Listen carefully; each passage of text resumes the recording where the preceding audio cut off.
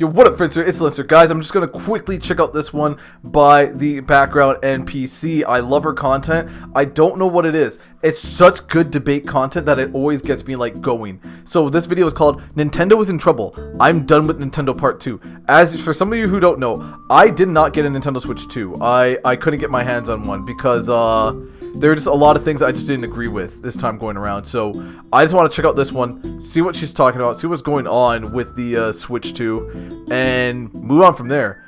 As always, guys, leave me a like, comment, and whatnot. And yeah, let's get into this discussion. 3 months ago, I made a video where I basically broke up with Nintendo. Very That's okay, I did publicly too. on the internet. Very peak millennial behavior, and I am not proud of it. But since almost 630,000 people watched that very public therapy session, I figured that I would do a follow-up, kind of like those Where Are They Now reality show segments. Fair enough, yeah, let's see it. Just me and my increasingly complicated feelings about a gaming company. In my first video, I talked about how they had been weaponizing our nostalgia, turning childhood memories into soulless business models. I touched on the Gary Bowser case, the creator takedowns, the $80 Mario Kart pricing, all of it. And I said, all of it's so bad. They are literally killing what good faith they had in this company. I'm not lying.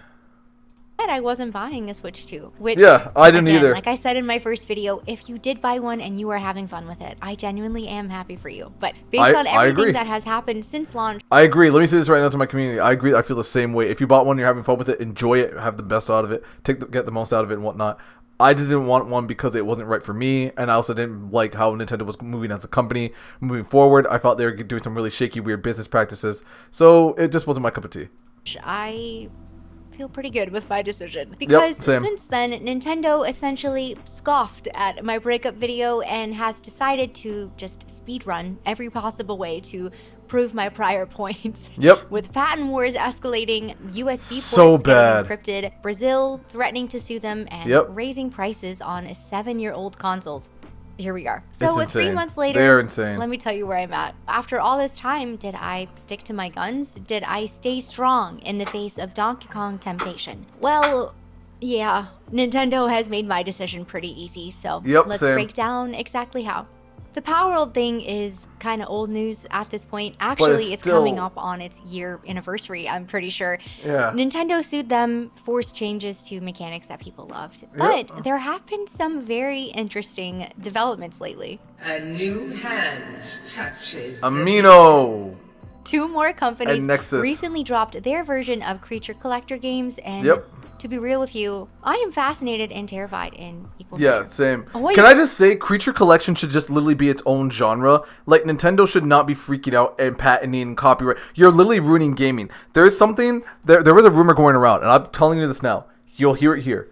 I promise you, Nintendo is going to patent and or try to patent a way for, like, if you ever summon a creature coming out of a ball or something, or you summon a monster to fight for you in any regard, Nintendo's going to patent it. Hell, I honestly think Nintendo's going to try and patent the double jump. I said that before, and I'm going to say it again. They are going to try and patent a double jump or wall running. Any like battle mechanic that Mario does, they're going to try and patent it. And it's going to be really weird, but I think that's what Nintendo's going to try and do. But creature capture games should be their own thing, and they should not be like threatening to be sued. Similar to how Souls-likes are their own thing, and no one...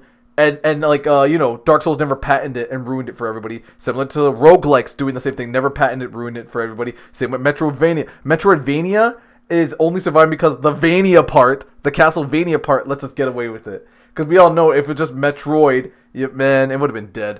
So, yeah.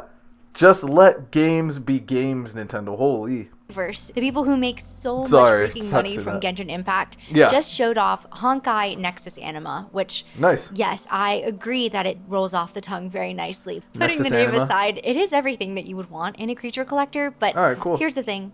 I could not just sit back and enjoy the trailer like a normal person. Instead, I was sitting there with my little legal analysis hat on thinking, all right, you can summon the creature. That's probably fine. You mount it. I don't know. That's definitely in Nintendo's patent. So I can't ride on the back of a dragon that I summon anymore? I can't mount a giant bird? I can't mount a... Like you can't mount a dragon, a buffalo... Because you can in Warcraft and in Diablo, you can mount a creature. Like, Nintendo's going to ruin this for everybody. Fly on it? Yeah. it's getting a lawsuit. And That's it was crazy. like watching a beautiful car drive straight towards a cliff. Yeah. And then there's Animo. And honestly, this one has me even more intrigued. From what I've seen, they're taking a slightly different approach. It's going to have more survival elements, more customization, and what looks like a very robust creature evolution system. And I will not lie. It looks like the kind of game that I would lose entire weekends to, and probably a lot of money to, so I am really hoping that it is not riddled with predatory microtransactions because my self-control could use some work when it comes to cute digital pets. But watching both of these reveals recently, I had this moment where I realized how messed up the situation has become. Here are two totally different companies. One, totally different massive resources. One very clearly passionate about their project. Yeah, literally, these two companies are literally in different regions. One's in South Korea, one's in China. So, and then they're being threatened to be sued by a Japanese conglomerate mega studio. So it is kind of creepy, but yeah. Showing off mechanics that look incredible, innovative, fun, and instead of being able to just be excited about it, I was sitting here playing patent lawyer bingo. And Same. Because for years, literally years, man, see what happens? Pokemon needs real competition. Yeah, they Game did. Freak needs to be pushed to innovate. Then we saw what happened with Palworld. It lit a fire underneath the whole genre. It did. People got excited about creature collectors again, and apparently what has happened to Palworld has not deterred these other developers. And honestly, good for them. Now Good, yeah. Don't let Nintendo don't let Nintendo bully you out of this. For real, they are literally out of control. Don't let Nintendo bully you, man. Is willing to try something in that space. Hoyoverse has that we can fight Nintendo in court and not even notice the legal fees type money. They do. International reach, experienced legal teams, and a track record of taking on established giants. Yeah. If Nintendo does decide to go after them, it would definitely be a very different kind of legal battle. It's not going to be. Situation. It will not. IP expert Florian Mueller. It would not. If Nintendo takes on Hoyoverse, I will say this: Nintendo, you get ready for the fight of your life. They are not a small company. You're not fighting Pocket Pair anymore. You're not fighting like a small indie kid. You're not fighting like an individual like you normally do, where you bully them. You're not trying to threaten to sue a mom and pop store in Puerto Rico that's called Super Mario's, even though they've been in establishment longer than you have. You are now going after a giant Chinese conglomerate on equal, if not larger size than you. So that is where Nintendo's moving forward. Looked at the Hoyoverse game and said that it clearly infringes on Nintendo's newly revised patent. You know, the one that they ended up changing like mid-trial during the Palworld case. The one that now covers basically any writable flying creatures in games, which is just stupid. It's dumb. Yep. It's very dumb that we're at a point where writing a fictional animal is somehow patentable, but I digress, because here is what is different this time. If Nintendo does try to enforce this against Hoyoverse, we might actually get some clarity on whether or not these patents hold up against a company that can afford to fight back. Part of me is almost hoping that they do try, because it would be really nice. It would shine the light on Nintendo. A taste of their own medicine, and but lose. Patents are just the beginning. Nintendo looked at that situation and thought, you know what? We are not controlling enough things yet. For a quick recap, Nintendo's terms allow them to permanently brick switch to hardware if they have decided that you violated their rules. This got so bad after release that Brazil's Consumer Protection Agency called this abusive and gave them 20 days to rewrite it or face a lawsuit, which Brazil, you have been crickets at this point, so I feel like you might have just been blowing hot air. No, Brazil, fight back! And something that I just learned about from a Linus Tech Tips video the other day. They actually encrypted the switch to USB-C port. Yes. Nintendo took a universal standard port and added encryption specifically to lock out most third-party accessories, claiming piracy protection or whatever it is that they always say. Now, I have been using third-party docks for my original Switch for years because Nintendo's original dock scratched my screen and honestly it's just not that great to use. So when I heard that they encrypted the new port to prevent that, my mind was kind of just blown a little bit. Companies like JSaw and other third-party manufacturers have had to pause production on Switch 2 products because Nintendo's encryption just breaks their stuff. Nintendo looked at a universal standard and said, actually no, that's not universal anymore. Only our approved accessories work. Like, just think about that for a second. It is your $450 console that you bought and paid for. But Nintendo gets to decide what cables you can plug into it. Yep, so stupid. Even though it's USB-C. That is supposed to be, for the most part, universal. This really is the greed they talk about in the Bible. Yep, this it is is. not about preventing piracy. This is about Nintendo literally. She hit the nail. This is legit the level of greed. This level of greed that Nintendo's doing, and level of like griminess, is the level of greed and corruption that they talk about in the Bible. Like to the point where it reaches like red flags next level. That even something as basic as what dock you prefer should always go through them first. And if you bypass their encryption, well, refer back to that whole console bricking thing. Now let's talk about what happened to those affordable options Doug Bowser mentioned when the Switch 2 first launched. You remember that too, right? When he suggested people could just stick with the original Switch if the new one was too pricey? Well, about that. For the first time in industry history, Nintendo raised prices on their old models. The basic Switch jumped from $299 to $339, and the OLED went from $349 to $399. So now the budget option is only $50 less than the Switch 2. That is so crazy. And the excuse that they gave us were tariffs and market conditions. And bullshit! To be fair, they were not alone in this decision. They Sony weren't, and Microsoft but holy. did the exact same thing. But here's what really gets me though.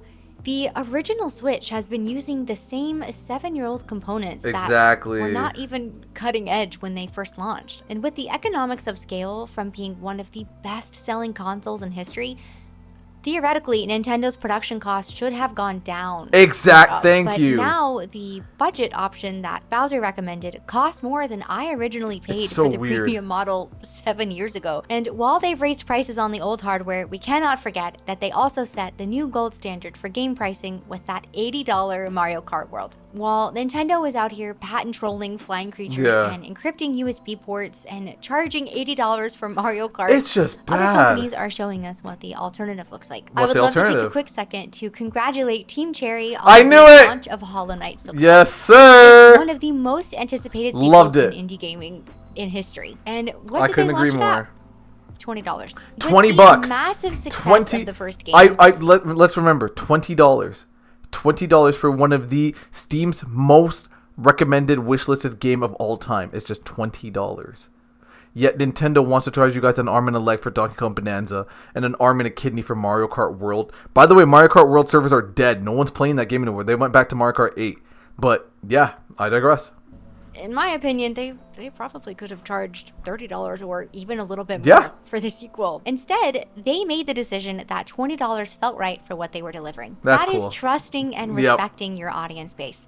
That is saying that we believe our game is so good, there is zero reason to price hike it. And I have mentioned these at length at this point, but other games are doing this too. Baldur's Gate 3, Hi-Fi Rush, Lies of P, Clair Obscur, incredible games with real creative vision launching at or below $60. These developers, some of them which are very small, are taking big risks and somehow still finding ways to be way more accessible than Nintendo's 17th Mario Kart. The contrast is just really sad. Yeah, it is. Nintendo's first-party lineup for the rest of the year going into 2026 is looking bad, bare bones at this point. But they continue to spend so much more energy and money on. Nintendo spends more money suing people than actually locking in and making good games. If you spent half as much money, half as much time and resources locking in and making a product that your consumers actually want, instead of just like trying to sue people and get money that way because you're starting to realize that your games suck, you'd be a lot better off.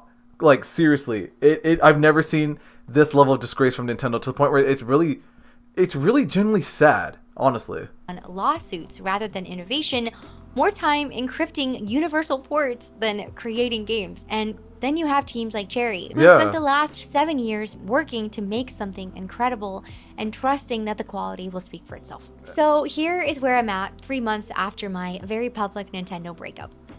All right. I don't regret it. Yeah, me either. Even a little bit. If anything, having this distance from them has given me more clarity. Yep.